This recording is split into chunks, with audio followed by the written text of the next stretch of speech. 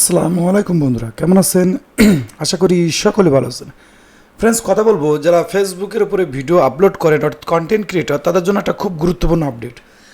আপডেটটা হচ্ছে রিসেন্টলি অনেক সময় দেখা যায় যে আমরা ফেসবুকের যে ভিডিও আপলোড দিই, যারা আমরা ক্রিয়েটর স্টুডিও ব্যবহার করি, সেই ক্রিয়েটর স্টুডিও কিন্তু খুব শীঘ্রই হয়তো বন্ধ হয়ে যাবে কিংবা পরিবর্তন ঘটবে।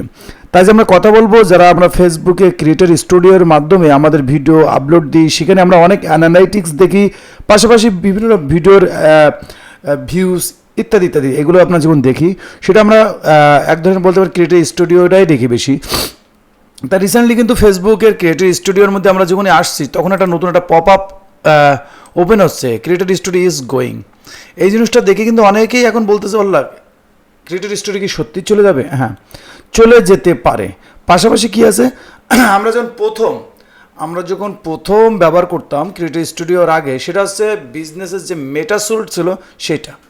এই মেটাসুল্ট কিন্তু ফেসবুকের যে ক্রিয়েটর স্টুডিও এর থেকেও কিন্তু বেশি অ্যাডভান্স লেভেল, এবং অনেকেই কিন্তু মেটাসুল্ট ব্যবহার করে। মেটাসুল্ট কারা ব্যবহার করে? যারা ফেসবুকের মধ্যে অ্যাড রান করায় অর্থাৎ অ্যাড চালায়, তাদের কিন্তু মেটাসুল্টটাই ব্যবহার করা হয়, বিজনেস অ্যাকাউন্ট ইত্যাদিতে।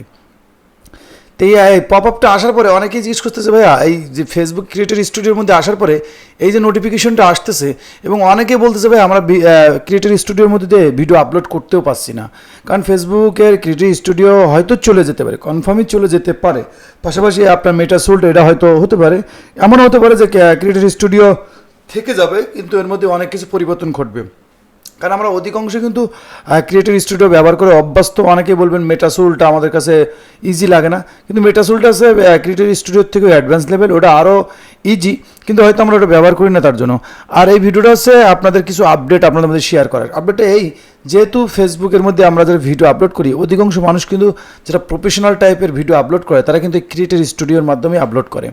তো এখন ক্রিয়েটর স্টুডিওর মধ্যে থেকে আমরা যেরকম রিলস আপলোড করি, আর পাশাপাশি আরও আনুষঙ্গিক আছে multiple video, story, video upload, লাইভে যাই ইত্যাদি ইত্যাদি, পোস্ট ক্রিয়েট। তো যখন আমরা এখন ভিডিও আপলোড করতেছি, সেখানে কিন্তু ভিডিও আপলোড হচ্ছে না। ওকে, আপলোড হচ্ছে না বলতে আপনার আপলোডের কোনো যখন ভিডিও দেওয়া হচ্ছে, তখন আপনার ট্যাগ টাইটেল সব কিছু দেওয়ার পরে ভিডিওটা কিন্তু পাবলিশ হচ্ছে না, অর্থাৎ ভিডিওটা লোড নিচ্ছে না। সেই ক্ষেত্রে আপনি যে ফেসবুকের যে এখান থেকে যে আমি আগের একটা ভিডিও বানিয়েছিলাম, এই যে মাল্টিপল ভিডিও দিয়ে এটাতে আপলোড করার চেষ্টা করবেন, হয়তো হবে। আর মেটাসোল্ট যদি আপনার কাছ থাকে, আপনি মেটাসোল্ট ব্যবহার করবেন, ইনশাল্লাহ এখান থেকেও সুন্দর হবে।